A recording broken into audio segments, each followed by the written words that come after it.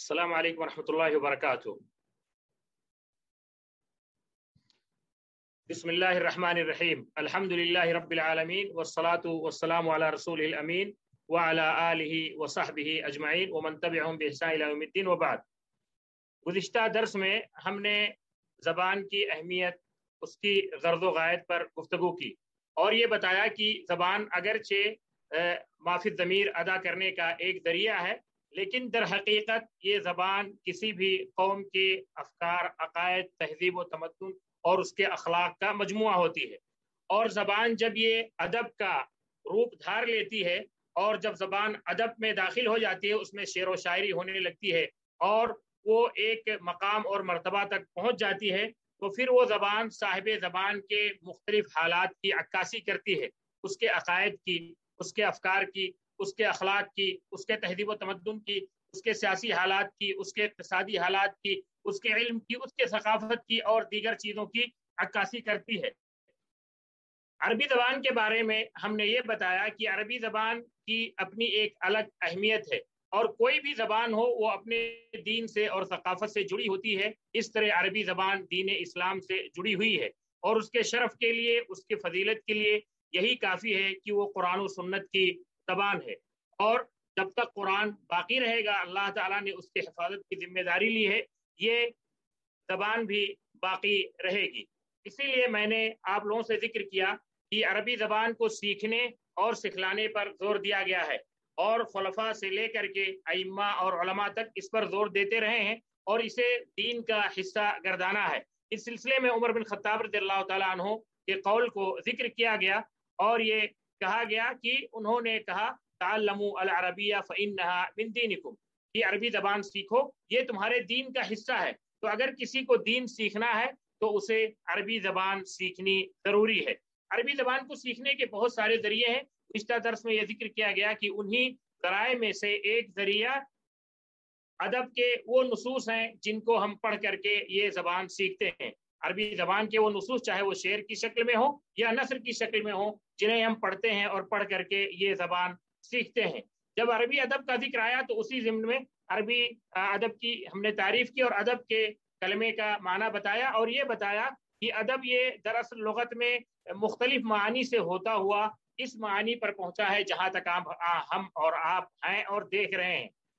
यानी कि इसका माना जाहिली दौर में खाने की तरफ दावत देना था, उसके बाद इस कलमे में ततव्वुर हुआ और इसके दलालत में जब मजीद ततव्वुर हुआ तो ये तालीम, तरबियत, तहजीब और अखलाक से होता हुआ उन नुसूस पर इसका इतलाक होने लगा जिन्हें हम आज अदब के नाम से जानते हैं। इन सारे लुग़वी मानी का अदब से गहरा ताल्लुक है और इसीलिए बाद नुक़ाद ने कहा कि अदब उस वक्त तक अदब नहीं हो सकता जब तक उसके अंदर अखलाकियात ना हो। अगर फिक्र सकीम है, सब्बो शत्म है, गाली गलूज है, फिक्र में इनहराफ है, दलालत और गुमराही है, तो हकीकत में वो अदब नहीं है। भले ही उसका लिखने वाला कोई बहुत बड़ा मशहूर उसका लिखने वाला कोई बहुत बहुत मशहूर अदीब हो या उसे जबान और बयान पर कुदरत हासिल हो। उसके बाद इस्तिलाही उसकी तारीफ करते हुए यह जिक्र किया गया कि अदब दरअसल वो बलीग और फसीह कलाम है जो आपके शऊर और एहसासात की तर्जमानी करता है, आतिफे से सादिर होता है और नफ्स में और दिलों में उसका असर होता है। उसके बाद अदब के अरकान बताए गए और ये बताया गया कि अदब के 4 मारूफ और मशहूर अरकान हैं, जिसमें पहला रुकन उसलूब है जो अल्फाज और तराकीब का मजमुआ होता है और दूसरा रुकन अफकारो मानी है जिसे हम मजमून भी कहते हैं और तीसरा रुकन ख्याल है और चौथा रुकन आतिफा है। उसके बाद हमने ये बताया कि अदब की 2 मशहूर किस्में हैं, अदब इंशाई और अदब वस्फी। अदब इंशाई जो इसे हम शेर और नस्र की शक्ल में जानते हैं, वो शेर और नस्र जो फनी होता है, अदबी होता है, और अदब वस्फी कहते हैं उस अदब को जो इस नस्र का और नज़म का दरासा करता है और इनके अंदर जो जो इनकी खुसूसियात होती हैं, महासिन होते हैं, उसे बयान करता है और जो मकाबे होते हैं उनका जिक्र करता है या इनकी तारीख बयान करता है। इसी ज़िम्न में एक अहम बात की तरफ इशारा किया गया कि शेर और नस्र में एक अहम फर्क तो वो है जिसे हम और आप वजन और काफिया के नाम से जानते हैं। यानी शेर ये काफिया से और वजन से मुक़य्यद होता है, जबकि नस्र ये वजन काफिया से मुक़य्यद नहीं होता है। लेकिन एक बड़ा फर्क और है जिसकी तरफ गुज़िश्ता दर्स में इशारा किया गया, वो ये है कि शेर का एतमाद और शेर ये दरअसल आतिफा और ख्याल पर डिपेंड करता है। शेर जो है ये दरअसल ये आतिफा और ख्याल पर डिपेंड करता है, जबकि नस्र जो है वो फिक्र और राय पर डिपेंड करता है। अगरचे नस्र में भी चारों अरकान अदबी नस्र में पाए जाते हैं और शेर में भी चारों अरकान पाए जाते हैं, जिसे हम उसलूब और अफकार और आतिफा और ख्याल के नाम से जानते हैं, लेकिन शेर में आतिफा और ख्याल ज्यादा पाया जाता है। उसका असल एतमाद आतिफा और ख्याल पर होता है, जबकि नस्र का असल एतमाद फिक्र और राय पर होता है। इसी ज़िम्न में गुज़िश्ता दर्स में हमने बताया कि उलमा ने अदब को कई उसूर में तकसीम किया है ताकि उसका सही से दरासा किया जा सके और हर असर के जो खुसूसियात हैं उन खुसूसियात को बताया जा सके। चुनांचे उन्होंने इसको असरे जाहिली, असरे इस्लामी, असरे उमवी, असरे अब्बासी, असरे अंदलुसी, असरे ममलूकी और असरे उस्मानी और असरे हदीस में तकसीम किया है और इस जमाने के अदब को उसी नाम से पुकारते हैं। चुनांचे कहते हैं अदब जाहिली, अदब इस्लामी, अदब उमवी और अदब अब्बासी, अदब अंदलुसी, अदब ममलूकी और अदब हदीस,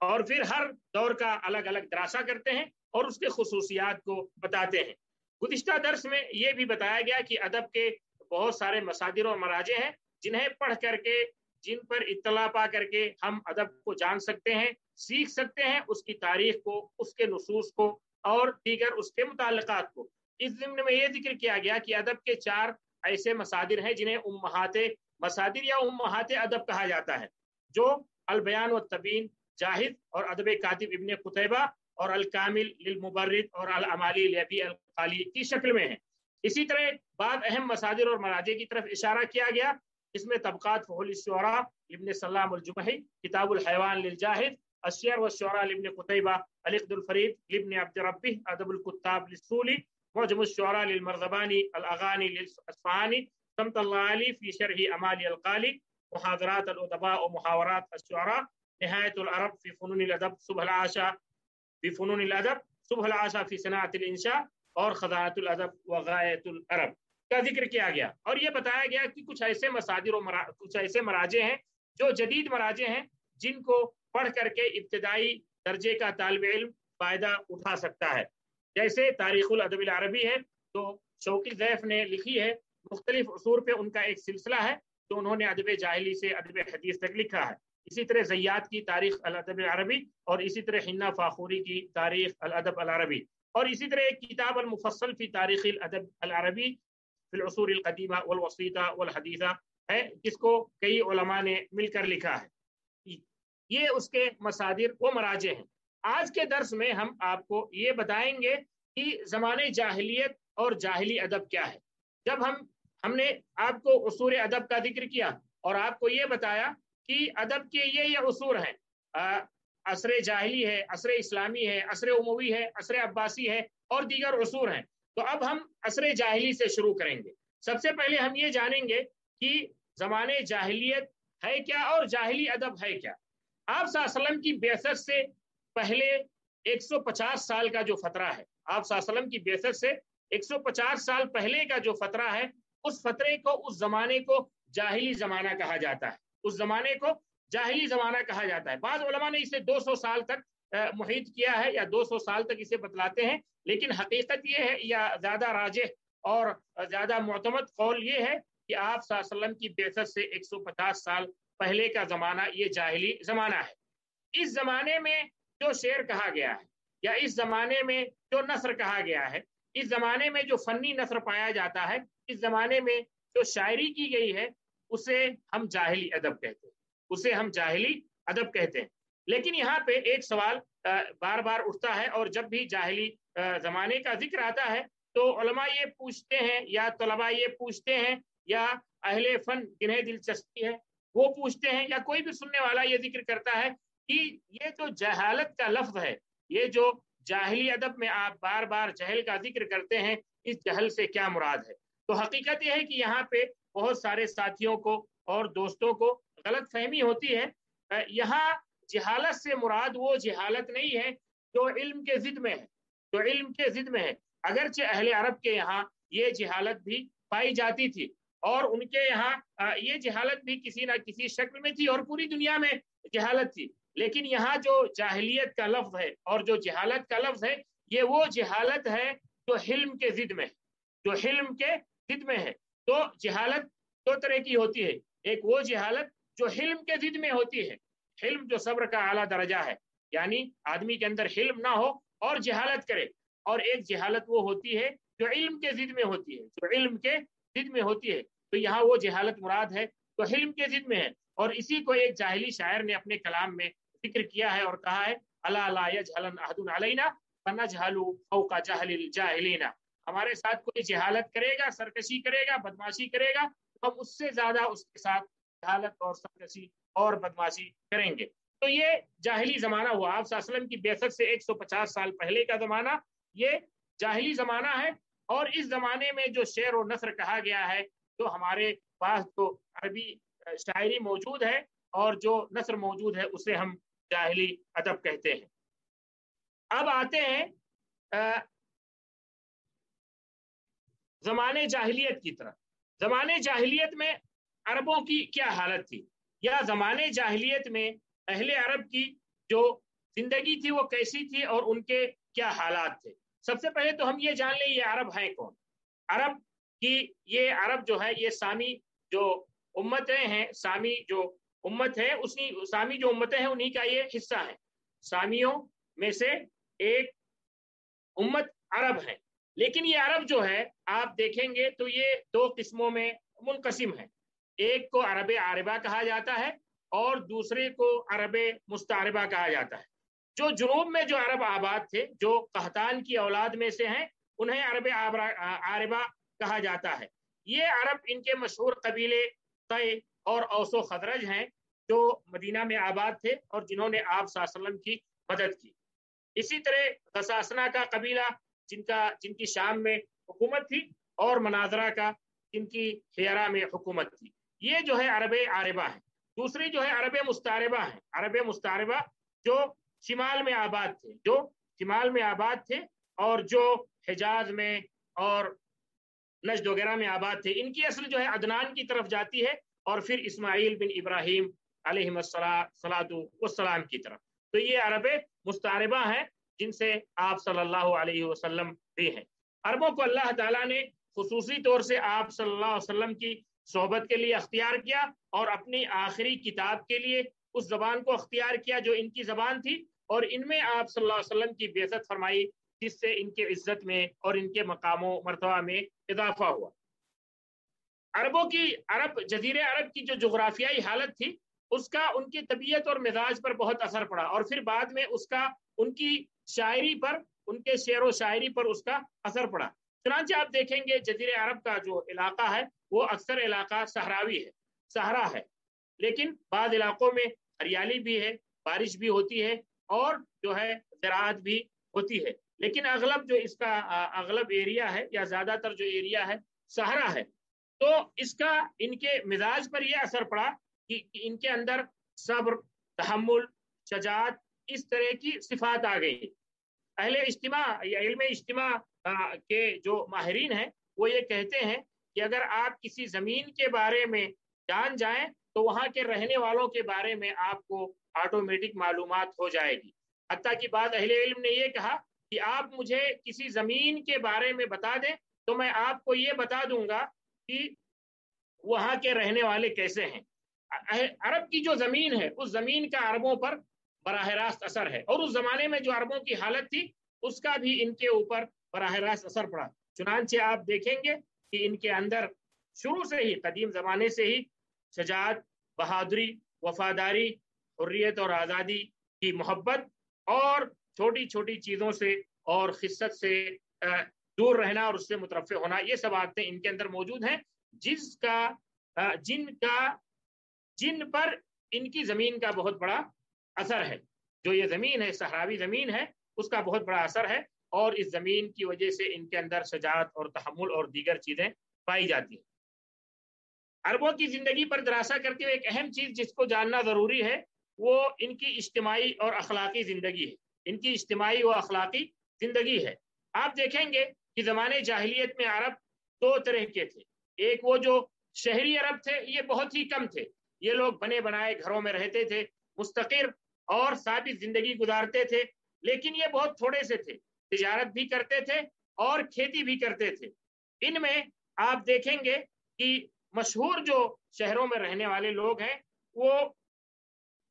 حجاز کے جو مشہور شہر تھے جیسے مکہ، مدینہ، طائف، اسی طرح یمن میں صنعاء کا جو شہر تھا وہاں پہ، اور اسی طرح دیگر بعض شہروں میں یہ لوگ رہتے تھے۔ ان کی یہ شہری زندگی تھی، اور سب سے زیادہ جاہلیت میں جو مشہور ہوئے جو لوگ اپنی شہری زندگی کی وجہ سے، وہ اہل مکہ تھے اور قریش تھے۔ ان کی تجارت ہوتی تھی، ان کی تجارت معروف تھی، جو ان کے دو رحلے تھے جس کا قرآن نے ذکر کیا ہے، جس کو یہ یمن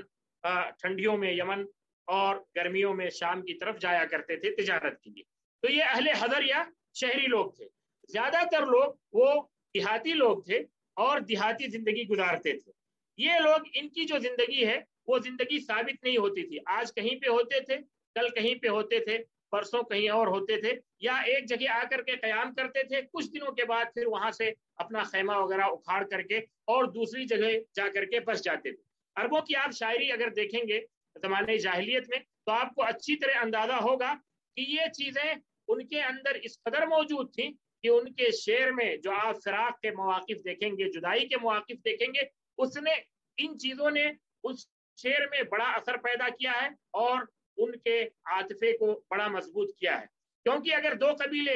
کسی وقت ایک جگہ آ کر کے آباد ہو گئے اور پھر ان میں تعلق پیدا ہو گیا اور ان میں آپس میں رسم و راہ ہو گئی، دوبارہ جب وہ وہاں سے جدا ہوتے تھے تو یہ گارنٹی نہیں ہوتی تھی کہ پھر یہ کب آپس میں ملیں گے۔ اس لیے دیکھیں گے کہ ان کے یہاں جو محبت کی داستانیں ہیں زمانے جاہلیت میں، اس میں بڑی فرقت ہے، کیونکہ جب یہ ایک جگہ سے نکلتے تھے اور دوسری جگہ جاتے تھے تو اب ان کو یہ نہیں رہتا تھا کہ یہ قبیلہ تو یہاں سے اٹھا ہے تو کہاں جائے گا، اور پھر دوسرا جو اس کے بغل میں آباد ہے وہ کہاں جائے گا۔ تو یہ ان کی زندگی جو ہے یہ نقل اور حل و ترحال والی زندگی تھی، یہ الگ سفر کرتے رہتے تھے اور مسلسل جو ہے جہاں پہ ان کو یہ اندازہ ہوتا تھا کہ یہاں پہ پانی ہے، یہاں ان کے زندگی کے سامان مہیا ہے، وہاں جا کر کے بستے تھے، کچھ دنوں کے بعد پھر دوسری جگہ منتقل ہو جاتے تھے۔ اجتماعی زندگی کا جاہلیت میں عورت بھی ایک بڑا حصہ تھی، اور ہر معاشرے میں عورت اجتماعی زندگی کا حصہ ہوتی ہے۔ عربوں کے ہاں جو عورتوں کی حالت تھی وہ دو مختلف حالتیں تھیں۔ ایک تو وہ عورتیں تھیں اس سوسائٹی میں جو بہت ہی معزز اور مکرم تھیں اور بہت ہی زیادہ انہیں مقام و مرتبہ حاصل تھا، حتیٰ کہ بعض بڑے بڑے لوگ وہ اپنی ماؤں کی طرف منسوب ہوئے، جیسے عمرو بن ہند اور منذر بن ماؤسما۔ اور دوسری طرف بعض قبائل میں یا بعض لوگوں کے ہاں عورتوں کو بہت سارے حقوق حاصل نہیں تھے اور بہت ساری ان کے ساتھ پریشانیاں تھیں، اور یہاں تک کہ بعض عرب اپنی بچیوں کو جب وہ پیدا ہوتی تھی تو انہیں زندہ درگور کر دیا کرتے تھے۔ عربوں کی اجتماعی اور اخلاقی زندگی میں ایک اہم چیز ذکر کرنے کی یہ ہے کہ ان کے یہاں بعض بہت اچھے اخلاق بھی پائے جاتے تھے، جیسے آپ دیکھیں گے کہ ان کے یہاں سخاوت، صدق، وفا، تعاون، جرات، شجاعت، عفاف، پاک دامنی، یہ سب چیزیں پائی جاتی تھیں، اور سب سے مشہور جو ان کی صفت تھی اور ابھی بھی ہے وہ کرم اور سخاوت ہے جو ان کے یہاں پائی جاتی تھی۔ لیکن اس کے ساتھ ساتھ ان کے یہاں کچھ ایسی عادتیں بھی تھیں جو خراب تھیں، جو اچھی نہیں تھی، جنہیں اسلام نے آ کر کے ختم کیا ہے، جنہیں اسلام نے آ کر کے ختم کر دیا ہے۔ جیسے انہی عادتوں میں سے ہمیشہ لڑنا جھگڑنا، قتال کرنا، لوٹنا پاٹنا، یا اسی طرح جو ان کے یہاں قبیلوں کی عصبیت تھی، جو قبائلی عصبیت تھی وہ بہت خطرناک تھی، اور یہ اپنے بھائی کی چاہے ظالم ہو یا مظلوم ہو اس کی مدد کرتے تھے۔ اسی طرح ان کے یہاں عادتوں میں سے ایک خراب عادتوں میں سے ایک عادت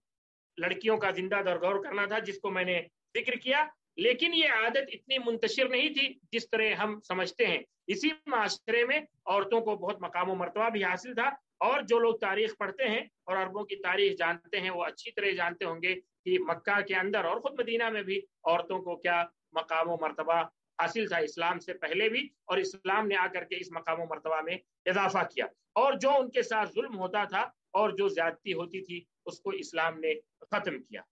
अरबों की सियासी जिंदगी पर अगर हम रोशनी डालना चाहें ज़माने जाहिलियत में, तो हमें लगेगा कि अरबों की जिंदगी दो हिस्सों में मुनक़सिम थी। अरबों की जो सियासी जिंदगी थी वो दो हिस्सों में मुनक़सिम थी।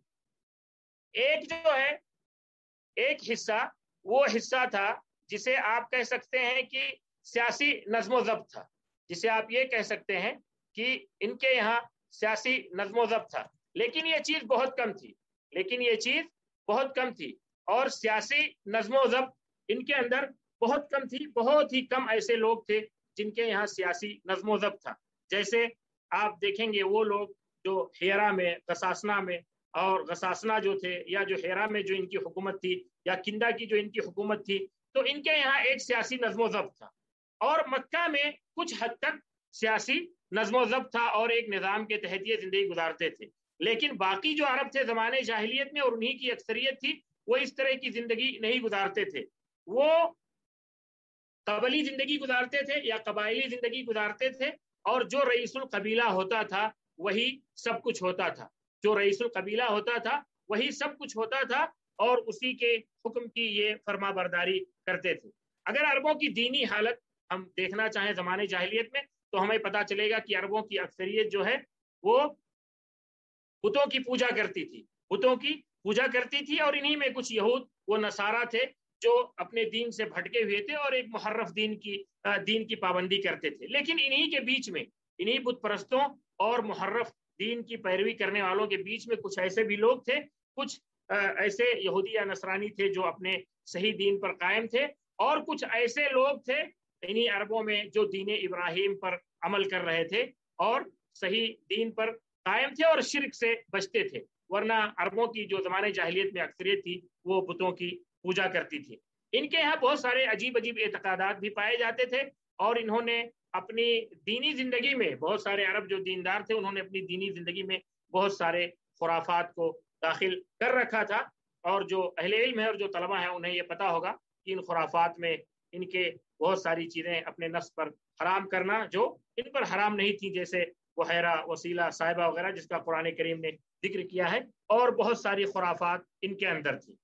अगर अरबों की हम सकाफती और अकली जिंदगी पर बात करें और इनकी फिक्री जिंदगी को देखना चाहें, तो हमें ये पता चलेगा कि इनके यहाँ बहुत सारे उलूम भी थे, और इनकी सकाफती हालत भी कहीं ना कहीं मुस्तकिल थी, या कुछ ना कुछ इनके यहाँ ये चीज़ भी पाई जाती थी और अच्छे अंदाज में पाई जाती थी। आप देखेंगे कि इनके यहाँ जो उलूम और सकाफत थी जाहिलियत की जिंदगी में, इसमें तो एक सबसे बड़ी चीज़ इनके यहाँ जो अदब और बलागत और फसाहत थी। इनकी ज़बान में जो अदब और फसाहत और बलागत थी, इनको अल्लाह ताला ने ज़बान पर कुदरत दी थी, और ज़बान पर कुदरत होना ये बजाते खुद एक इल्म है और सकाफत है। और वैसे भी ज़बान जब अदब की हद तक पहुँच जाती है तो वो साहिब ज़बान के हर चीज़ की अकीदे और अफकार से लेकर के उसके सियासी, दीनी, फिक्री और इक़्तिसादी हालत तक की तर्जमानी करती है। तो इनको अल्लाह ताला ने ज़बान व बयान की क़ुव्वत दी थी, और इसीलिए अल्लाह ताला ने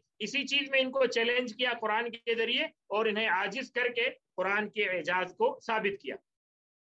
इनके यहाँ जो उलूम पाए जाते थे उसमें एक तिब का इल्म था, तिब और डॉक्टरी का इल्म था। मुख्तलिफ तरीक़ों से ये जड़ी बूटियों से और मुख्तलिफ तरीक़ों से इलाज किया करते थे। लेकिन यहाँ भी इनके यहाँ बहुत सारी खुराफात दाखिल हो गई थी, जैसे बहुत सारी अर्राफ और काहिनों के यहाँ जाना और उनसे झाड़ फूक कराना, इसी तरह जो है तावीज़ वगैरह लटकाना, जैसा कि जाहिली अशार में पाया जाता है। इनके यहाँ जो उलूम पाए जाते थे उसमें एक इल्म क़याफ़ा शनासी है। क़याफ़ा शनासी है, ये दो तरह की थी। एक तो वो क़याफ़ा शनासी जो ये चेहरे देख करके और पाँव देख करके, हाथ देख करके लोगों का नसब बयान कर देते थे कि ये फलां का लड़का है, ये फलां कबीले का आदमी है। और एक दूसरी चीज जो ये पाँव के आसार देख करके बता देते थे कि यहाँ से कौन गया है और कौन गुजरा है। और ये दोनों इल्म बहुत ही अहम और दकीक इल्म है जो अल्लाह ताला खुसूसियत के साथ किसी को अता फरमाता है। इसी तरह इनके यहाँ जो उलूम थे उन उलूम में एक इल्मुल अंसाब और इल्मुल अय्याम है। इल्मुल अंसाब अरबों के यहाँ नसब के साथ बड़ा एहतमाम है, और ये इसके साथ बड़ा एहतमाम करते थे, ہر قبیلہ اپنے نسب کو جانتا تھا اور دوسروں کے بھی نسب کو جانتا تھا، یا جو نساب ہوتے تھے، جو نسب نامہ جاننے میں معروف ہوتے تھے، وہ اپنے قبیلے کا اور دوسرے قبیلوں کا بھی وہ نسب جانتے تھے۔ اسی طرح جیسے ان لوگوں میں جو نسب کے ماہرین تھے، ابو بکر صدیق رضی اللہ تعالیٰ عنہ معروف ہیں۔ اسی طرح ایام کا علم یہ رکھتے تھے، یعنی عربوں کے درمیان جو جنگیں ہوئیں، جو لڑائی جھگڑے ہوتے تھے، جو ان کے اندر قتال ہوتا تھا، اس کو بھی یہ اچھی طرح جانتے تھے اور اس کو بھی یاد رکھتے تھے۔ اسی طرح ان کے علم میں ایک علم کہانت کا تھا جس کو اسلام نے باطل کر دیا، یا ستاروں کو دیکھ کر کے جو بہت ساری چیزوں کا دعویٰ کرتے تھے، اس کا علم ان کے پاس تھا، اس کو بھی اسلام نے باطل کر دیا، جو غیب وغیرہ کے دعوے کرتے تھے۔ تو یہ کچھ علوم ہیں جو عربوں کے یہاں پائے جاتے تھے۔ یہاں پر سوال یہ اٹھتا ہے، جو بہت اہم سوال ہے، کہ عربوں کے یہاں اگر اتنی اچھی صفات تھیں، بہت سارے ان کے اندر کرم، جود، سخا، شجاعت زمانے جاہلیت میں، اور اسی طرح ان کے یہاں اتنے علوم بھی تھے اس زمانے میں، جس زمانے میں دنیا آدھی سے زیادہ دنیا یا روم اور ایران کی ترقیات کو چھوڑ دے تو سب جہالت میں جی رہے تھے۔ تو جب یہ حالت تھی تو پھر یہ کیا وجہ ہے کہ جو لوگ عربوں کے بارے میں بات کرتے ہیں یا ان کے بارے میں گفتگو کرتے ہیں، زمانے جاہلیت کا ذکر کرتے وقت وہ اس طرح بات کرتے ہیں جیسے ان کے پاس کچھ بھی نہیں تھا۔ اس کے آخر کیا وجہ ہے؟ تو اس کی دو وجہ ہیں۔ ایک وجہ تو یہ ہے کہ جو لوگ اسلام کے محاسن کو بیان کرتے ہیں اور اس کے محاسن کو بیان کرنا چاہتے ہیں، تو اس کے محاسن کو بیان کرتے کرتے وہ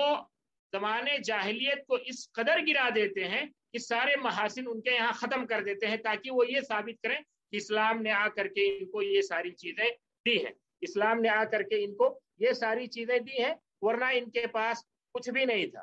تو یہ چیز صحیح نہیں ہے۔ یہ بہت سارے اچھے خصائص اور اچھی چیزوں کے مالک تھے، اور یہی وجہ ہے کہ اللہ تعالیٰ نے ان کو اپنے آخری نبی محمد صلی اللہ علیہ وسلم کی صحبت کے لیے اور آخری اس دین اور اپنے کتاب کے لیے خصوصیت کے ساتھ ان کو اختیار کیا۔ دوسری وجہ یہ ہے کہ جب شعوبیت کا زمانہ آیا، یعنی جب فارسی عناصر جو ہے غالب آئے اور انہوں نے لکھنا شروع کیا، تو ان کے دلوں میں جو اسلام کا بغض تھا اور جو منافقین تھے جو اسلام سے حقیقی معنوں میں نفرت کرتے تھے، انہوں نے عربوں کو اس طرح دکھلایا اور ان کی یہ تصویر کشی کی کہ گویا کہ یہ بدو اور جاہل لوگ تھے جن کے پاس کچھ بھی نہیں تھا، اسلام ہی نے آ کر کے ان کے لیے سب کچھ کیا ہے۔ اسلام نے بلا شبہ آ کر کے عربوں کو اور ساری دنیا کو بہت کچھ دیا، لیکن یہ ہے کہ آپ صلی اللہ علیہ وسلم نے کہا بعثت لأتمم مکارم الاخلاق، تو بہت سارے مکارم اخلاق ان کے یہاں موجود تھے، اور علم کی بھی بہت ساری شکلیں ان کے یہاں موجود تھیں، جس میں جو خراب چیزیں تھیں اس کو اسلام نے ختم کر دیا، اور جو اچھی چیزیں تھیں اس کو اسلام نے بڑھایا اور اس کی تشجیع کی۔ تو اس کی وجہ سے جتنی جلد سے جلد یہ اور ان کے ذریعے دین، اللہ تعالیٰ کا دین غالب آ گیا۔ یہ ان کی ثقافتی اور عقلی حالت تھی یا فکری حالت تھی۔ اگر ان کے اقتصادی حالت پہ آپ بات کریں یا دیکھیں تو آپ کو پتا چلے گا کہ عرب زمانے جاہلیت میں دو چیزوں پر اعتماد کرتے تھے، ایک تجارت جیسے اہل مکہ کی حالت تھی، قریش کی حالت تھی، اور دوسرا جو ہے کھیتی اور زراعت، اس پر یہ اعتماد کرتے تھے جیسے انصار اور اہل مدینہ وغیرہ تھے۔ لیکن ایک چیز جو بہت اہم ہے اس دن میں اور جس کا جاہلی ادب سے گہرا تعلق ہے وہ یہ ہے کہ ان کے کچھ بازار تھے جو بہت مشہور تھے، جیسے سوق عکاظ جو مکہ اور طائف کے درمیان تھا اور 1 سے 20 ذی القعدہ کے درمیان لگتا تھا، اور اسی طرح سوق مجنہ اور سوق ذی المجاز۔ سوق مجنہ یہ 21 سے 30 ذی القعدہ تک، اور اس کے بعد سوق ذی المجاز یہ ذی الحجہ میں حج کے ختم ہونے تک لگتا تھا۔ یہ دونوں بازار سوق عکاظ کے قریب تھے۔ ان بازاروں میں صرف جو ہے لوگ کاروبار اور تجارت نہیں کرتے تھے، بلکہ انہی بازاروں میں جمع ہو کر کے وہ اپنے بڑے بڑے فیصلے کرتے تھے، اور بہت ساری چیزوں کے ساتھ ساتھ ان کی شعر و شاعری یہاں پر ہوتی تھی، اور یہیں پر بیٹھ کے شعراء ان لوگوں کو جو حکم کی حیثیت رکھتے تھے اور جو فیصلے کرتے تھے انہیں اپنا اشعار سناتے تھے، اور وہ یہ فیصلہ کرتے تھے کہ کون اچھا شاعر ہے اور کون اچھا نہیں ہے، کون بڑا شاعر ہے اور کون چھوٹا شاعر ہے۔ تو یہ جو بازار تھے یہ تجارتی منڈی کے ساتھ ساتھ ادبی منڈی اور ادبی سوق بن گئے تھے، اور اس کا اثر یہ ہوا کہ شعر و شاعری میں بڑی ترقی ہوئی، اور ایک بڑا اثر یہ ہوا جو بہت اہم ہے ہمارے لیے اس درس میں، وہ یہ ہے کہ ان بازاروں نے عرب کے مختلف لہجات کو قریب کر دیا. یعنی آپ یہ سوچیں کہ ایک یمن کا جو ہے جاہلی شاعر یا جاہلی شخص اور ایک حجاز کا، دونوں کے لہجوں میں بہت فرق تھا. اسی طرح جو مختلف قبائل تھے سب کے الگ الگ لہجات تھے، لیکن اس بازار میں آ کر کے جب سب ایک دوسرے سے بولتے تھے تو دھیرے دھیرے ان کے لہجے قریب ہوتے گئے، یہاں تک کہ وہ ایک لہجے میں گفتگو کرنے لگے یا ایسے لہجے میں گفتگو کرنے لگے جو ایک لہجے کے قریب تھا. اور یہیں پہ قریش کا لہجہ جو ہے غالب آیا، کیونکہ وہی اس پر غالب تھے ان بازاروں پر اور کعبہ کی خدمت پر، یہاں تک کہ ان کا لہجہ جو ہے قریش کا قوی ہوا اور غالب ہوا اور تمام عرب کا تقریباً تمام عرب کی ایک زبان بن گئی. تو یہ اس کا اثر ہوا. اور جب یہ زبان نے ترقی کی، زمانے جاہلیت میں عربی زبان نے ترقی کی اور جب قریش کا لہجہ غالب ہو گیا اور زبان اپنی فصاحت و بلاغت میں بالکل ہمہ پر اور اعلیٰ مرتبہ پر پہنچ گئی، تب قرآن کا نزول ہوا اسی قریش کے لہجے میں اور قریش کی زبان میں. اور پھر اس نے ان کو چیلنج کیا کہ یہ جو تمہاری زبان ہے جس میں تم بالکل اعلیٰ مرتبہ تک پہنچ گئے ہو، اسی میں یہ کتاب نازل کی گئی ہے، تو اگر تم اس کتاب کے مثل ایک آیت بھی پیش کر سکتے ہو تو پیش کر کے دکھاؤ. اور وہ عاجز آ گئے. تو یہ اہل عرب کی زندگی ہے، یہ اہل عرب کی ان کی سیاسی، دینی، فکری و ثقافتی اور اقتصادی زندگی ہے. اس زندگی کا ان کے ادب پر گہرا اثر پڑا اور ان کے شعر و شاعری پر اور ان کے نثر پر بھی اس کا اثر رہا، اگرچہ یہ اثر شعر میں ہمیں زیادہ نظر آتا ہے. اگر آپ دیکھیں گے، غور کریں گے تو آپ کو پتا چلے گا کہ ان کی شاعری دراصل اسی زندگی کا عکاس ہے، ان کی اسی زندگی کا عکاس ہے.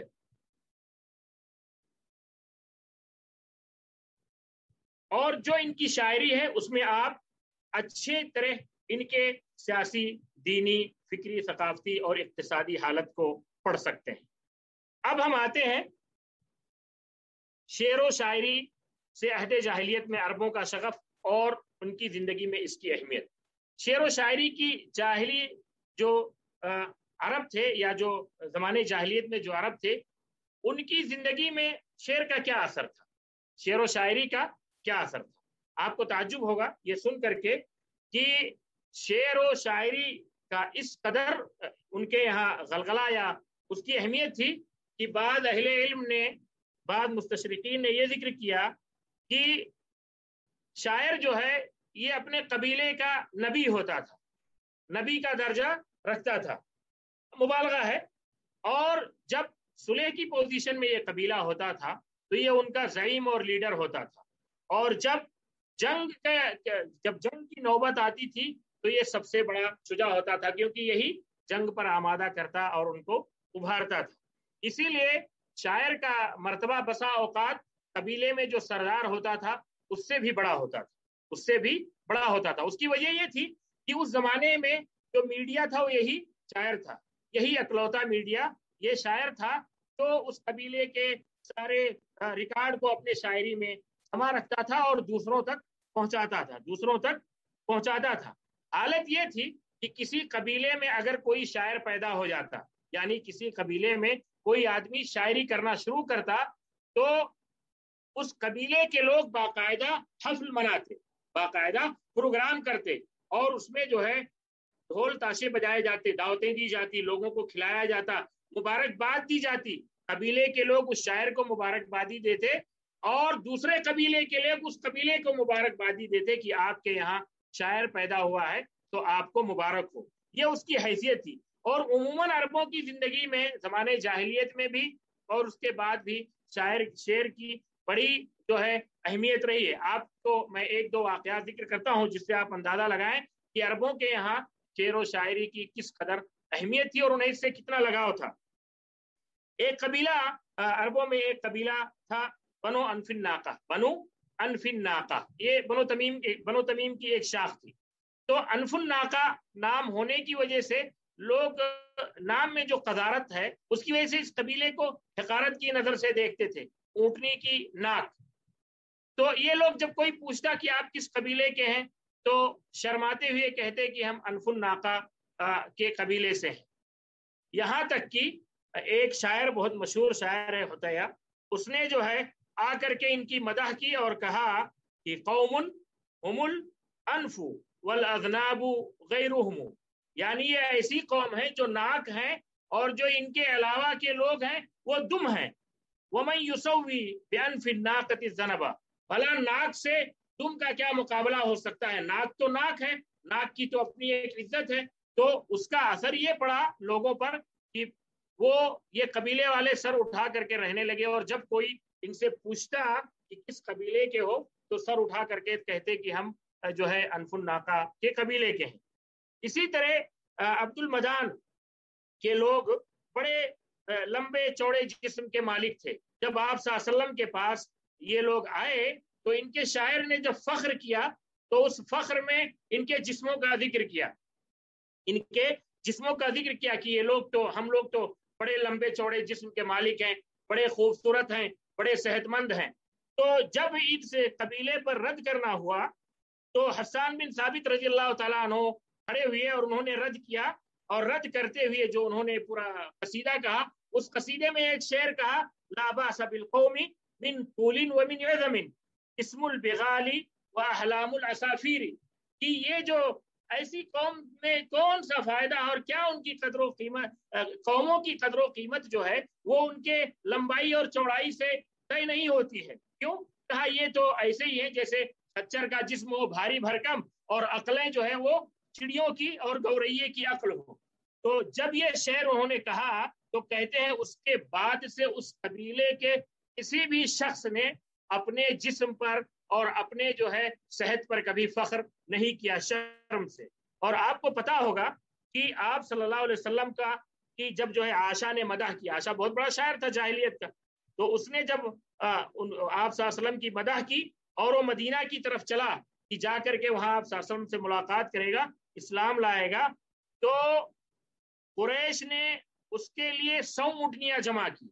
پھر بھی وہ نہیں مانا تو بہت ساری اونٹنیاں اور مال جمع کر کے اس کو دیا تاکہ یہ وہاں نہ جا سکے اور آپ صلی اللہ علیہ وسلم کی مدح منتشر نہ ہو، اور یہ وہاں جا کر کے آپ صلی اللہ علیہ وسلم کے ساتھ اگر مل جائے گا تو اس سے جو ہے بہت زیادہ اثر پڑے گا اور ہمارا بہت نقصان ہوگا، تو کسی طرح اس کو روکا.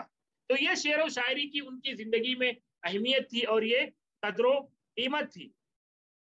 اسی لیے آپ دیکھیں گے کہ ابن عباس رضی اللہ تعالیٰ عنہ کا جو قول ہے شعر کے بارے میں کہ الشعر دیوان العرب، شعر جو ہے یہ عربوں کا دیوان ہے، رجسٹر ہے، اس کے اندر ان کی ساری زندگی اور ان کی زندگی کے مختلف حیات جو مختلف جوانب موجود ہیں. تو یہ ایک حیثیت تھی جو مختصر طور سے میں نے ذکر کیا عربوں کی زندگی میں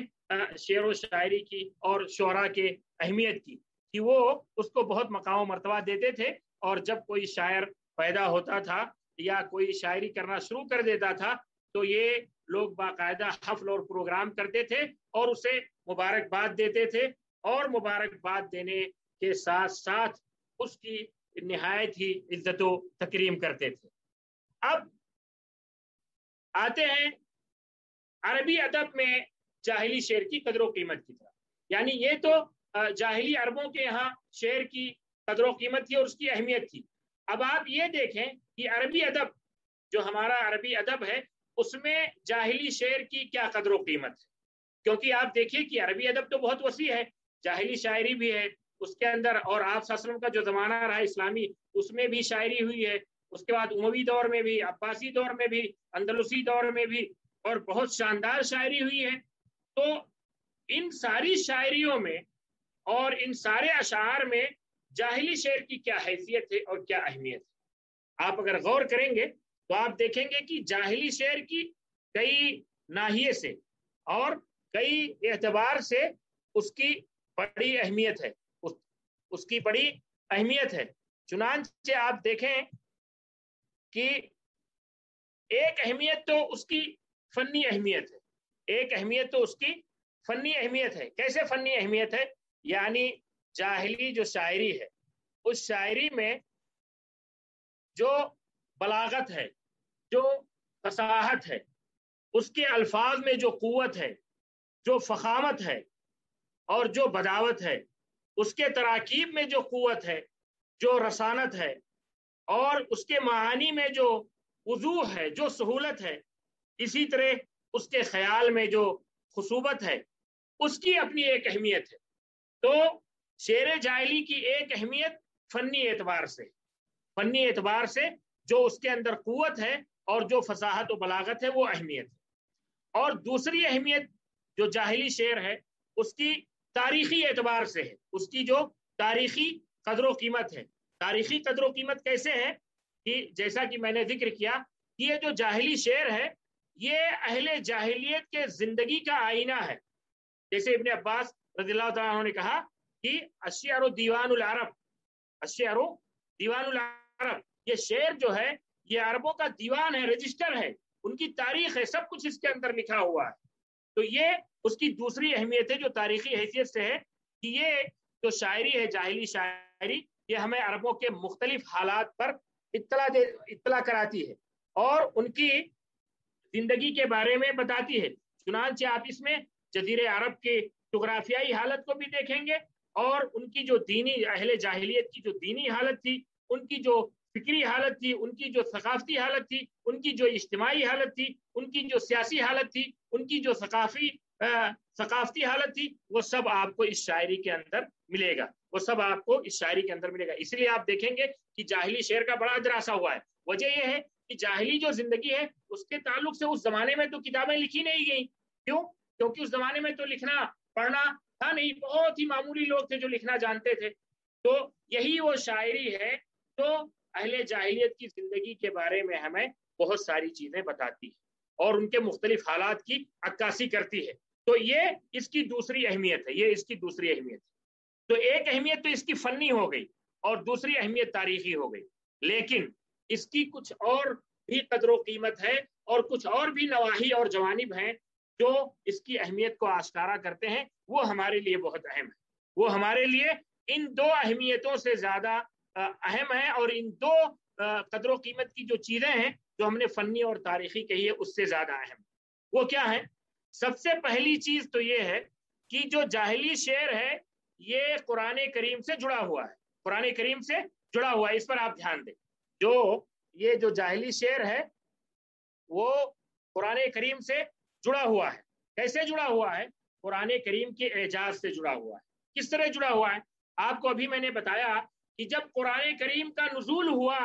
تو اس زمانے میں جو لوگ موجود تھے ان کے یہاں جو ادبی ملکہ تھا یا ان کے یہاں جو ادبی قوت تھی یا ان کے یہاں جو فصاحت و بلاغت تھی، وہ فصاحت و بلاغت یہی جاہلی شاعری اور اس کے نثر کا نتیجہ تھی، یا اس فصاحت و بلاغت کا جو مقیاس تھا یا اس فصاحت و بلاغت کا جو معیار تھا یا اس کا جو سب سے اعلیٰ نمونہ تھا وہ یہی جاہلی شاعری تھی۔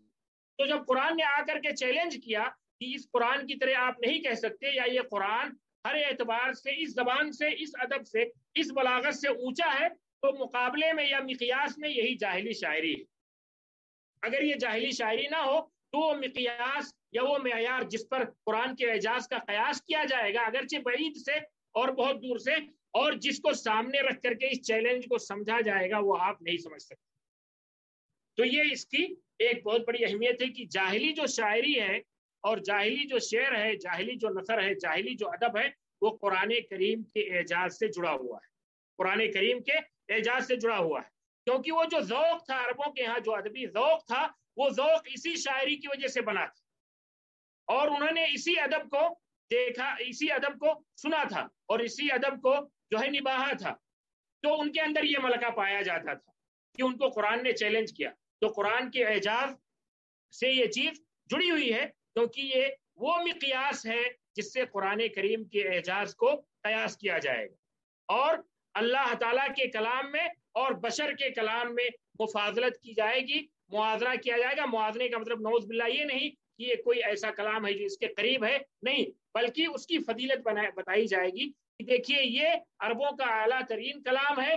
جو اس وقت موجود تھا جب قرآن کریم نازل ہوا، اور پھر قرآن کریم یہ کلام لے کر کے آیا۔ تو ایک طرح سے جاہلی جو شاعری ہے یا اس کا جو نثر ہے وہ مقیاس ہے۔ دوسری ایک چیز یہ ہے کہ جاہلی شاعری یہ حجت ہے، یہ زبان میں، عربی زبان میں حجت ہے، عربی زبان میں حجت ہے۔ اور حجیت کی جہاں تک بات ہے طبعا یہ मारूफ है कि वो शहरों में 150 साल तक और 150 हिजरी तक और देहातों में 350 यानी मुंतसिल करने राबे तक जो जबान है वो हुज्जत मानी जाती है। उसके बाद की जबान हुज्जत नहीं है, उसके बाद की जो जबान है वो हुज्जत नहीं है, तो ये हुज्जत है। उसके अलावा जाहिली शायरी की या जाहिली शेर की जो अहमियत है वो और भी कुछ चीजें हैं, जैसे वो उसूल दवाबित जो इस शायरी को बुनियाद बनाकर बनाए गए, या बहुत सारे नहवी और सरफी कवायद या दिलाली या बलागी उसूल इनको देख करके वज़ा किए गए हैं। इसी तरह बहुत सारे ऐसे दरासात हैं, बहुत सारे इल्मी अमाल हैं जो जाहिली शायरी पर कायम है, जो जाहिली शायरी की अहमियत और उसकी कदर कीमत पर दिलालत करते हैं। आगे हमारे आगे अगले लेक्चर में इंशाल्लाह ये बात आएगी कि जाहिली शायरी की इसी अहमियत की वजह से, खास तौर से एजाज कुरान यानी कुरान के एजाज से इसके ताल्लुक की वजह से मुस्तशरिकीन ने और मुस्तशरिकीन के जो नहज पर अरब थे उन्होंने ये कोशिश की कि जाहिली शायरी में शुकूक व शुबहात पैदा किया जाए और उस जड़ को काट दिया जाए जो दरअसल कुरान के एजाज से जुड़ा हुआ है, उसके एजाज को साबित करता है, जैसा कि इंशाल्लाह अगले दर्स में आएगा। तो जाहिली शायरी की कदर कीमत एक तो फनी एतबार से है, जो उसके अंदर अदब है, फसाहत है, बलागत है, और दूसरा तारीखी एतबार से है क्योंकि वो जो अहले जाहिलियत हैं उनके जिंदगी का आईना है, और तीसरी चीज जो मैंने कही कि वो कुरान करीम की एजाज से ये शायरी जुड़ी हुई है, ये बहुत ही अहम बात है और आगे इंशाअल्लाह इसकी मजीद वजाहत आएगी। फिर ये जबान पूरी की पूरी हुज्जत है और इसी तरह इस जबान को यानी जाहिली शायरी को और उसके नसर को सामने रख करके बहुत सारे कवायद व दवाबित और बहुत सारी उसूल व दवाबित जो है वज़ा किए गए हैं जो इसकी अहमियत को उजागर करते हैं। अब एक सवाल ये उठता है कि ये जो जाहिली शायरी है जिसकी हम बात कर रहे हैं, इसे हम पाएंगे कहाँ? ये जो जाहिली शायरी है इसे हम कहाँ पाएंगे और हमें ये कहाँ मिलेगी? अगर कोई बंदा ये चाहता है कि वो जाहिली शेर को पढ़े या जाहिली शेर को ढूंढे तो इसे कहाँ पाएगा और इसके मसादिर और माखिर क्या है? तो सबसे पहले तो अल-मुअल्लक़ात, ये जो 7 मुअल्लक़ात हैं या 10 मुअल्लक़ात हैं, बाज़ लोगों ने 7 मुअल्लक़ात या बाज़ लोगों ने 10 मुअल्लक़ात को जमा किया है, ये जाहिली शायरी का एक नमूना है और उसका एक मस्दर और माखज़ है। इसी तरह एक मशहूर किताब है जमहरत अशारिल अरब अबू ज़ैद कुरैशी की, इसके अंदर जो है 49 कसीदे हैं 49 शायरों के, जिसमें जाहिली कसायद भी हैं, इस्लामी कसायद भी हैं। तो जाहिली शेर का या जाहिली अशार का ये भी एक मस्दर है और बहुत अहम मस्दर है। इसी तरह अल-मुफ़द्दलियात जो है ये मुफ़द्दल अज़्ज़बी की है, इसके अंदर 130 कसीदे हैं जिसके अक्सर कसीदे जाहिली हैं। इसी तरह अस्मवियात, ये अस्मवी का मशहूर शेरी मजमुआ है जो उसने जमा किया है, उसके अपने कलाम नहीं है बल्कि शोरा के कलाम को जमा किया है, जिसमें 92 कसीदे हैं, जिसमें अक्सर कसीदे जाहिली हैं। एक किताब है दीवानुल हमासा, आप लोगों ने सुना होगा, अबू तम्माम की, बड़ी ही शानदार किताब है, बड़ी ही शानदार किताब है। अबू तम्माम ने इसमें मुख्तलिफ शोरा के कलाम को जमा किया है और अबू तम्माम ये बहुत ही कादरुल कलाम अब्बासी शायर थे और इनको बहुत ही हजारों अशार और हजारों जो है रजज याद थे जो बड़े मुश्किल होते हैं याद करना। और इनके बारे में नुक्काद ने कहा है कि जो इनकी शायरी थी उससे अहम इनके ये इख्तियारात हैं जो इन्होंने चुन करके इस किताब में जमा किए हैं। दीवान हमासा में इन्होंने जाहिली शोरा के कलाम को भी जमा किया है और जो मुखदरम है यानी जाहिली और इस्लामी दौर में है, और इसको 10 बाब पर तकसीम किया है। पहले बाब का नाम बाबुल हमासा है और इसी बाब को जो है बाबुल हमासा के नाम पर इस किताब का नाम रखा है। हकीकत में ये किताब पढ़ने के लायक है, अदब के हर तालिब इल्म को इस किताब को, इस दीवान को पढ़ना चाहिए और मेरी ख्वाहिश होगी कि इस दीवान से भी 2-4 कसीदे जरूर पढ़े जाएं। इसी तरह जो है एक किताब तबकात फुहल शुअरा इब्न सलाम जुमही की है और एक चरह अशारिल हुज़लिय्यीन अबू सईद सुक्करी की और अश्शिअर व शुअरा इब्न कुतैबा की, और इख्तियारैन ये मुफद्दलियात और अस्मवियात से कुछ कसायद को अखफश ने अख्तियार किया है वो है, और अगानी जो अस्फहानी की है वो भी, उसमें भी जाहिली अशार कसरत से मौजूद हैं। इसी तरह अमाली जो अबू अली अल-काली की है उसके अंदर बहुत सारे जाहिली अशार हैं। इसी तरह अशार शुअरा अस्सित्ता अल-जाहिलिय्यीन, ये आलम शंतमरी की किताब है जिसमें उन्होंने 6 जाहिली शुअरा के कलाम को जमा किया है। इसी तरह समतुल्लाह अली है और اسی طرح جاہلی جو شعراء ہیں ان کے مختلف دیوان ہیں، جاہلی جو بھی شعراء ہیں آگے ان کا ذکر آئے گا انشاءاللہ، تو ان کے جو دواوین ہیں وہ بھی جاہلی شعر کا ایک مجموعہ ہے۔ اور ایک جاہلی شعر پر ایک بہت ہی اہم کتاب ہے جو محمود شاکر کے لائق و فائق شاگرد ناصر الدین الاسد نے لکھا ہے، اس کا نام ہے مصادر الشعر الجاہلی، اس کا نام ہی ہے مصادر الشعر الجاہلی۔ تو یہ کتاب جو ہے شعر جاہلی کے مصادر سے بحث کرتی ہے۔ آخر میں معلقات کا ہم تعارف کرائیں گے، آخر میں ہم معلقات کا تعارف کرائیں گے کہ یہ معلقات ہے کیا چیز۔ معلقات دراصل یہ ان چنندہ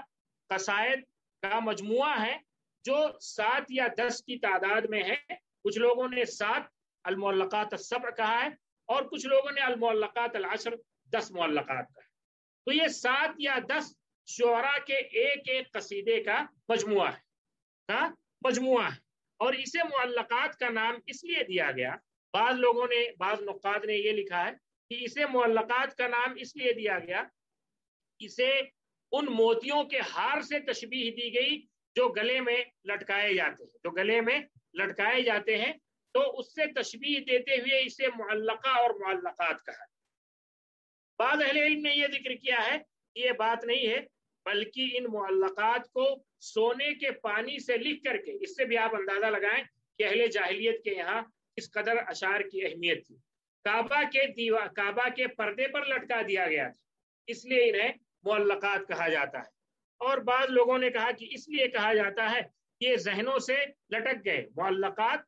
علقہ یعلق معلق تعلیق سے، یہ لوگوں کے ذہنوں سے چپک گئے، اس سے لٹک گئے، لوگوں نے اسے حفظ کر لیا، اس لیے انہیں معلقات کہا جاتا ہے۔ کچھ بھی ہو، چاہے اس وجہ سے معلقات کہا جائے چاہے اس وجہ سے معلقات کہا جائے، لیکن حقیقت یہ ہے کہ یہ انتہائی نفیس اور قیمتی قصائد ہیں جو جاہلی زندگی کی بڑی شاندار تصویر کشی کرتے ہیں اور ادبی اور فنی ایک قیمت رکھتے ہیں، بہت ہی بلیغ اور فصیح قصائد ہیں اور مختلف موضوعات پہ شامل یہ ادب اور بلاغت کا ایک نمونہ ہے۔ جن لوگوں نے کہا کہ یہ 7 قصیدے ہیں، تو اس میں انہوں نے سب سے پہلے امرؤ القیس کے مشہور قصیدے کو شمار کیا ہے، جس کا مطلع ہے دفاع نبکی من ذکرہ حبیب و منزلی بسقط اللواء بین الدخول قحوملی، اور دوسرا قصیدہ اس میں طرفہ ابن عبد کا ہے، اس کا مطلع ہے لخولت اطلال ببرقت سہمدی تلوح کباقی الوشم فی ظاہر الیدی، یہ دالیہ قصیدہ ہے۔ اور تیسرا قصیدہ زہیر بن ابی سلمہ کا ہے، جس کا مطلع ہے امن ام اوفا تمنۃ لم تکلمی بحومانۃ الدراج فالمتسلمی، اور چوتھا قصیدہ یہ لبید بن ربیعہ العامری کا ہے، جس کا مطلع ہے افت الدیار محلها فمقامها بمنن تعبد غولها فرجامها، اور پانچواں قصیدہ عمرو بن کلثوم کا ہے جو بڑا مشہور قصیدہ ہے، جس کا ایک شعر میں نے تھوڑی دیر پہلے پڑھا، الا لا جلن احد العینین فنجهل فوق جهل الجاهلین، تو اس کا مطلع ہے الا حبی بصحنک فاصبحین ولا تبقی خمور الاندرین۔ چھٹا قصیدہ جو ہے انترا بن شداد کا ہے، جس کا مطلع ہے هل غادر الشعراء من متردمی ام هل عرفت الدار بعد توہمی، اور 7واں قصیدہ ہے حارث ابن حلزہ کا، جس کا مطلع ہے آزنتنا ببینها اسماء رب ثاو یمل منہ ثواء۔ یہ 7 قصیدے ہیں، انہیں المعلقات السبع کہا جاتا ہے، یہ 7 قصیدے ہیں جنہیں المعلقات السبع کہا جاتا ہے۔ جن لوگوں نے 10 کہا ہے، جن لوگوں نے ان معلقات کو 10 کہا ہے، تو اس میں 3 قصیدوں کا اضافہ کرتے ہیں، تو 3 قصیدوں کا جب اضافہ کرتے ہیں تو 8واں قصیدہ جو ہے یہ نابغہ ذبیانی کا ہے، جو بڑا مشہور جاہلی شاعر ہے، اور جس کا مطلع ہے وَاتِّعْ هُرَيْرَةَ إِنَّ الرَّكْبَ مُرْتَحِلُ وَهَلْ تُطِيقُ وَدَاعًا أَيُّهَا الرَّجُلُ، تو یہ بڑا مشہور شعر ہے، اس قصیدے کا مطلب بھی ہے اور بڑا مشہور شعر بھی ہے۔ اور نہیں، آٹھواں جو قصیدہ ہے وہ نابغہ ذبیانی کا ہے، آصف، 8واں جو قصیدہ ہے وہ نابغہ ذبیانی کا ہے، جس کا مطلب ہے یا دار میت بالعلیاء فالسندی اقوت وطال علیہا سالف الابدی، بڑا جاہلی قصیدہ ہے اور بڑے سخت قسم کے الفاظ اس کے اندر ہیں۔ اور 9واں قصیدہ یہ عاشا کا ہے، جو میں نے ابھی تھوڑی دیر پہلے جس کا مطلب پڑھا، وہ وَاتِّعْ هُرَيْرَةَ إِنَّ الرَّكْبَ مُرْتَحِلُ وَهَلْ تُطِيقُ وَدَاعًا أَيُّهَا الرَّجُلُ، اور 10واں جو ہے یہ قصیدہ یہ عبید بن ابرس کا ہے، جس کا مطلب ہے اغفر من اہلہ محلوب वल फज़्ज़नूहु। तो जो लोग कहते हैं कि ये 7 कसीदे हैं, वो इमरुल कैस, तरफा, ज़ुहैर, लबीद और अम्र बिन कलसूम और अंतरा और हारिस बिन हिल्लिदा के साथ वो कसायद को शुमार करते हैं। और जो लोग कहते हैं ये 10, इनकी अदद 10 है, तो इसमें 10 ये जो गुजर गए वो हैं, और बाकी 3 का इजाफा करते हैं जो नाबगा, जुबियानी, आशा और अबीद बिन अबरस के कसीदे हैं। इसमें एक अहम बात यह है कि इन कसायद की अहमियत के पेश नज़र अहले इल्म ने इसकी बड़ी शरह की है, बलागी एतबार से और लुग़वी एतबार से। ज़्यादातर शुरू तो लुग़वी ही हैं, बलागी एतबार से या अदबी एतबार से बहुत ही कम और नादिर हैं और ज़िम्नन आए हैं। तो उसकी इन्होंने शरह की है, और ये शरह जो है बड़े मारूफ और मशहूर शुरूहात हैं, जिनमें कुछ अहम शुरूह का मैं जिक्र करता हूँ, जैसे शरहुल मुअल्लक़ात अत्तिस्र लिअबी अम्र अश्शैबानी, या शरहुल क़साइद अस्सब अत्तिवाल इब्नुल अंबारी की, या इसी तरह नहास की शरहुल क़साइद अत्तिस्र अल मशहूरात, या इसी तरह आलम शंतमरी की अशारुश शुअरा अस्सित्ता अल जाहिलिय्यीन, या इसी तरह शरहुल मुअल्लक़ात अस्सब ज़ौज़नी की बड़ी मशहूर शरह है और बहुत ही शानदार शरह है। और इसी तरह शरहुल मुअल्लक़ात अल अश्र अल मुज़हबात, ये खतीब तबरेज़ी की है, ये भी बड़ी शानदार शरह है। और इसी तरह शरहुल मुअल्लक़ात अल अश्र व अखबार शुअराइहा, ये अहमद अमीन शनक़ीती की है। इसके अंदर इन्होंने हर कसीदे से पहले इन शुअरा के क्या नाम है, इनकी सवाने हयात भी बयान की है। कहने का मतलब ये है कि मुअल्लक़ात ये चंद मुमताज़ 7 या 10 कसायद के मजमूए का नाम है, जिसे मुअल्लक़ात का नाम दिया गया है मुख्तलिफ वजूह से। ये बड़े ही अदबी और बहुत ही फसीह और बलीग और अदबी नाहिए से बड़े कीमती कसीदे हैं, जो अहले जाहिलियत की जिंदगी का आईना है और उनकी जिंदगी के मुख्तलिफ जवानिब को आश्कारा करते हैं। बाद लोगों ने इन्हें 7 कहा है और बाद लोगों ने इन्हें 10 गर्दाना है, जिसके मुख्तलिफ शुरूहात हैं, अब मैं आखिर में कबल इसके कि इस दर्स को ख़त्म करूं, इस दर्स का खुलासा पेश करता हूं। सबसे पहले हमने ये कहा कि असरे जाहिली से मुराद वो ज़माना है जो आप सल्लल्लाहु अलैहि वसल्लम की बेअसत से 150 साल माक़बल का ज़माना है। इस ज़माने में जो शायरी की गई है या अदब के जो नुसूस हमारे पास मौजूद हैं, उन्हें जाहिली अदब कहा जाता है। अरबों की ज़िंदगी के बारे में हमने बयान किया, उनके मुख्तलिफ हालात के बारे में, और ये सबसे पहले ये कहा कि अरब की 2 किस्में हैं। अरब आरिबा, जो जुनूब के अरब हैं, जिनकी असल कहतान को लौटती है, और इनके मशहूर कबाइल में कबीला तई, जो हातिम तई का कबीला है, और औस और खजरज के कबीले हैं, इसी तरह असासना और मनाजरा के कबीले हैं। और दूसरी किस्म हमने कहा अरब मुस्तारबा है, जिनकी असल अदनान की तरफ लौटती है। ये उसके बाद ये इस्माइल बिन इब्राहिम अलैहिस्सलाम की तरफ लौटते हैं, और इनके मशहूर कबाइल में कबीले कुरैश, तमीम, हवाज़िन और सकीफ और अबस और ज़ुबियान है। जोग्राफी हैसियत पे हमने अरबों के बात की और बताया कि जज़ीरतुल अरब की ज़मीन जो है सहरा से भरी पड़ी है, और ये सहराई ज़मीन है, और इस ज़मीन ने अरबों पर यह असर डाला है कि उनके अंदर शुजाअत पैदा की है, और उनके अंदर क़ुव्वत पैदा की है, सब्र और हिल्म का मादा पैदा किया है, और बहुत सारे अच्छे अखलाक उनके अंदर पैदा किए हैं। और इन अखलाक को हम इनके अदब में और इनके तामुल में वाज़ेह तौर से देखते हैं। अरबों की इज्तिमाई और अखलाकी ज़िंदगी पर गुफ्तगू करते हुए हमने ये कहा कि अरबों की जो इज्तिमाई ज़िंदगी थी 2 किस्म की थी। इसमें कुछ शहरी थे और कुछ और अक्सर जो है देहाती थे। जो शहरी लोग थे वो बने बनाए घरों में रहते थे, तिजारत भी करते थे, खेतियां भी करते थे, और उनके पास सनात और फनकारी भी थी। और इनमें हिजाज के जो शहर हैं वो मक्का और मदीना और ताइफ की शक्ल में मशहूर थे, और जो यमन के शहरों में सना जो है ये मशहूर था। तो इनमें रहने वाले ये शहरी लोग थे और इन शहरों में रहते थे। और जो कुरैश जो है ये इनमें सबसे ज्यादा मशहूर और मारूफ थे। और जो अहले बादिया थे, हमने बताया ये किसी एक जगह ठहर कर नहीं रहते थे, बल्कि ये कुछ दिन कहीं पर रहते थे, फिर जब वहां पे पानी और चारा खत्म हो जाता था तो वहां से दूसरी जगह मुंतकिल हो जाते थे। इसी तरह इनकी जिंदगी गुजरती थी, और इन्हीं की अक्सरियत थी। इसी तरह हमने इसमें बताया कि अरबों की इज्तिमाई हालत में औरतों का एक मसला था। औरतों के बारे में हमने बताया कि औरतें जो है 2 किस्म के पोजीशन से या 2 किस्म के सिचुएशन से जाहिलियत में गुजरती थी। एक वो औरतें थी जो बहुत ही मारूफ, मशहूर और जो है बहुत ही उनका इज्जत व एहतराम था, जो अच्छे कबाइल में और मारूफ और इज्जतदार कबाइल में थी, और जिनकी इज्जत होती थी, और जिन्हें بہت بڑا مقام و مرتبہ حاصل تھا. اور دوسرے وہ قبائل تھے یا عورتوں کی وہ قسم تھی جنہیں یہ حقوق حاصل نہیں تھے اور ان کے ساتھ بڑے مظالم ہوتے تھے, میراث وغیرہ نہیں دیا جاتا تھا, بلکہ وہ عورتیں خود ہی جو ہے وہ وراثت میں تقسیم ہو جاتی تھی. اور اسی طرح جو ہم نے بتایا کہ بعض قبائل اپنی بچیوں کو زندہ دفن کر دیتے تھے, اور قرآن نے اس کی طرف اشارہ بھی کیا ہے کہ یہ عورتوں کو یا لڑکیوں کو پسند نہیں کرتے تھے. جب ان کے ہاں لڑکیوں کی ولادت ہوتی تھی تو اس سے ان کو تکلیف ہوتی تھی اور اپنے چہرے کو چھپاتے ہوئے پھرتے تھے. تو یہ دونوں پوزیشن وہاں عورتوں کو حاصل تھی. اور جو بھی عرب کی تاریخ کو پڑھیں گے اور جاہلی ادب کو اور جاہلی ادب کی تاریخ کو یا اہل جاہلیت کی تاریخ کو پڑھیں گے, یہ چیز ان کو واضح طور سے نظر آئے گی. جہاں تک ان کی اخلاقی زندگی کی بات ہے تو ہم نے یہ ذکر کیا کہ عرب کے یہاں کچھ بہت ہی اچھے اخلاق بھی تھے جس کو اسلام نے مکمل کیا, تطویر کی اور اس کو اور اچھا کیا, اور کچھ ان کے یہاں برے اخلاق تھے جس کا اسلام نے انکار کیا اور اس کو ختم کرنے میں کردار ادا کیا. تو ان کے جو اچھے اخلاق تھے اس میں صدق و صفا, وفاداری اور جو ہے مدد, جرات, شجاعت, عفاف اور اس طرح کی چیزیں تھیں. اور سب سے مشہور صفت ان کی کرم اور سخاوت اور فیاضی تھی جسے ہم اور آپ اچھی طرح جانتے ہیں.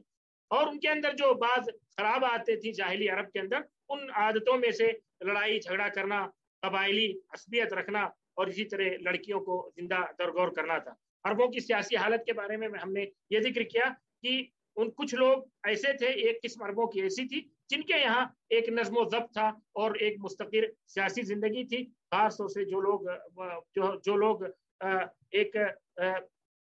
ایک حکومتی شکل میں حکومتیں بنا کر کے رہتے تھے, جیسے حیرہ اور غساسنہ اور کندہ کی عمارتیں تھیں یا ان کی جو حکومتیں تھیں وہاں کے لوگ. اور مکہ مکرمہ میں اس کا کچھ اثر تھا, وہاں کے لوگ بھی ایک حد تک اس سیاسی استقرار کی زندگی گزارتے تھے. باقی جو تھے وہی اکثر تھے, باقی جو عرب تھے اور انہی کی اکثریت تھی, ان کے یہاں قبائلی نظام تھا اور ان کے یہاں جو شیخ القبیلہ ہوتا تھا وہی سب کچھ ہوتا تھا. جہاں تک عربوں کے دینی زندگی کی بات ہے تو ہم نے یہ ذکر کیا کہ اکثر عرب یہ بتوں کی پوجا کرتے تھے اور اس سلسلے میں ان کی بڑی عجیب عجیب کہانیاں ہیں اور شرک اور کفر کرتے تھے. اور انہی عربوں میں کچھ یہود و نصارہ تھے جن کی اکثریت جو ہے وہ یہودیت یا نصرانیت پر قائم تھی. وہ یہودیت و نصرانیت جو محرف شکل میں ان کے پاس موجود تھی یا جس میں یہ خود تحریف کیا کرتے تھے, اور بہت ہی کم لوگ تھے جو صحیح دین پر اپنے صحیح نصرانیت یا صحیح یہودیت پر قائم تھے. اسی طرح ان میں کچھ ایسے بھی لوگ تھے جو شرک اور کفر سے بچتے تھے, جو بتوں کی پوجا نہیں کرتے تھے اور جو ایک اللہ تعالیٰ کی عبادت کرتے تھے اور دین ابراہیمی پر قائم کرتے تھے. اس ضمن میں ہم نے یہ بھی ذکر کیا کہ ان کی دینی زندگی میں بہت سارے خرافات در آئے تھے اور بہت سارے ایسے اعمال کرتے تھے جن کا دین ابراہیمی سے کوئی تعلق نہیں تھا, نہ ہی یہودیت و نصرانیت سے کوئی تعلق تھا. ان کی ثقافتی اور عقلی اور فکری زندگی پر گفتگو کرتے ہوئے ہم نے بتایا کہ عربوں کو اللہ تعالیٰ نے کچھ علوم بھی عطا کیا تھا اور کچھ وہ خرافات بھی اپنے ساتھ رکھتے تھے. ان علوم اور فنون یا ان فکری ان کی زندگی تھی یا جو عقلی زندگی تھی یا جو علوم و فنون ان کے پاس تھے, ان میں ایک تو ان کی فصاحت و بلاغت تھی جس میں ان کا کوئی جواب نہیں تھا, اور اسی وجہ سے ان کو اللہ تعالیٰ نے قرآن کے ذریعے چیلنج دیا اور اس میں ان کو عاجز کر کے قرآن کے اعجاز کو ثابت کیا. اسی طرح ان کے یہاں طب کا پیشہ پایا جاتا تھا یا طب جو ہے پایا جاتا تھا, یہ مختلف جڑی بوٹیوں سے اور دیگر چیزوں سے علاج کیا کرتے تھے. لیکن اس میں بھی انہوں نے جھاڑ پھونک کو داخل کر رکھا تھا اور عرافت اور کہانت والی چیزیں آ گئی تھی, تو بہت سارے جھاڑ پھونک سے اور تعویذ وغیرہ سے بھی علاج کرتے تھے. تو اسلام نے اس میں جو چیزیں درست نہیں تھی ان کو باطل کیا اور جو درست تھی اس کو برقرار رکھا. ان کے یہاں قیافہ شناسی پائی جاتی تھی. یہ قیافہ شناسی ایک تو اثر کی شکل میں جو یہ قدموں کے نشان دیکھ کر کے فیصلہ کرتے تھے کہ یہ کس کے نشانات ہیں, اور اسی طرح ایک وہ جو یہ آدمی کو دیکھ کر کے اس کے چہرے کو یا پاؤں کو دیکھ کر کے اس کے نسب کو طے کرتے تھے کہ یہ کس کا لڑکا ہے یا کس کا بیٹا ہے یا کس قبیلے کا ہے. اسی طرح ہم نے بتایا کہ ان کے علوم میں علم الانساب اور علم الایام بھی تھے. یہ جو ہے نسب کی بڑی حفاظت کرتے تھے اور ان میں نساب ہوتے تھے جو اپنے قبیلے کے اور دیگر قبیلوں کے نسب کو جانتے تھے. اسی طرح یہ علم الایام یعنی ان کے درمیان جو مختلف قبیلوں میں جو جنگیں ہوتی تھیں یا جو واردات ہوتی تھی, جو لڑائی جھگڑے ہوتے تھے, اس کو یہ یاد رکھتے تھے. ان کے یہاں علوم میں جو علوم تھے اس میں کچھ ایسے علوم تھے جس کو اسلام نے باطل قرار دیا اور اس کو ختم کر دیا, جیسے کہانت ہے اور عرافت ہے, یا اسی طرح جو तंजीम का इल्म था, जो सितारों को देख करके बहुत सारी चीज़ों का दावा करते थे, या हवाओं के जरिए या इसी तरह नक्षत्रों के जरिए और दीगर चीज़ें। तो इसको इस्लाम ने बातिल किया। ये इनकी फिक्री और इल्मी और अकली ज़िंदगी थी। इक़्तिसाद के बारे में हमने बताया कि अरबों की जो इक़्तिसादी ज़िंदगी थी वो तिजारत और ज़राअत पर कायम थी, और इनके यहाँ बाज़ार हुआ करते थे, जिसमें सूक़े औकाज़ बहुत मशहूर हुआ। और इन बाज़ारों में सिर्फ तिजारत नहीं होती थी, बल्कि ये अदबी और इल्मी बाज़ार थे, जहाँ पर बहुत सारी चीज़ों के बहुत सारे फैसलों के साथ साथ शोरा अपना कलाम सुनाते थे, और यहाँ पे अपने कलाम को पेश करके दादे तहसीन हासिल करते थे, और ये फैसला होता था कि कौन किससे अच्छा शायर है। इन्हीं बाज़ारों ने अरब के लहजों को मुत्तहिद किया, और उनके लहजात मुत्तहिद हो करके कुरैश के लहजे के करीब हो गए, और कुरैश का लहजा गालिब आ गया, और जबान जब बिल्कुल बुलंदी पर पहुंच गई तो अल्लाह ताला ने कुरान करीम को इसी जबान पर कुरैश के लहजे में और कुरैश की लुगत पे नादिल किया। इसी ज़िम्न हमने इस मुहादरे में, इस लेक्चर में ये जिक्र किया कि अहले जाहिलियत के यहाँ शेर की बड़ी अहमियत थी, और अहले जाहिलियत जब उनके यहाँ कोई शायर पैदा होता था तो वो बाकायदा हफ्ल करते थे, प्रोग्राम करते थे, और उस शायर को बहुत सारे हदाया और तहाइफ से नवाजते थे, और कबीला दूसरे कबीले को मुबारकबाद देता था कि आपके यहाँ शायर पैदा हुआ है। और इस ज़िम्न में हमने बाद वाक़या जिक्र किए तो इस पर दलालत करते हैं कि ये अरबों के यहाँ शेर की,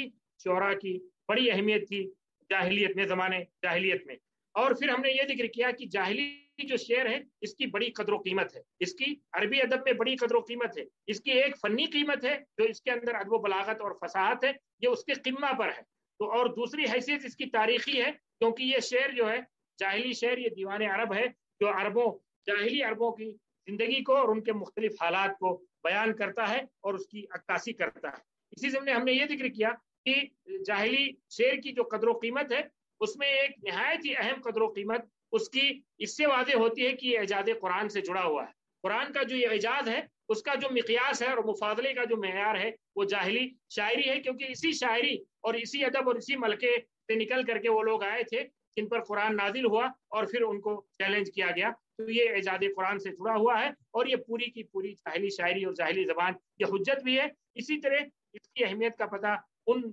सारे इल्मी अमाल और उन सारे उसूल ज़वाबित और अरबी के क़वायद व कानून से पता चलता है, तो इसको सामने रख करके बनाए गए हैं, जिसकी तफसील इंशाअल्लाह आइंदा मुहादरे में और आइंदा लेक्चर में आएगी।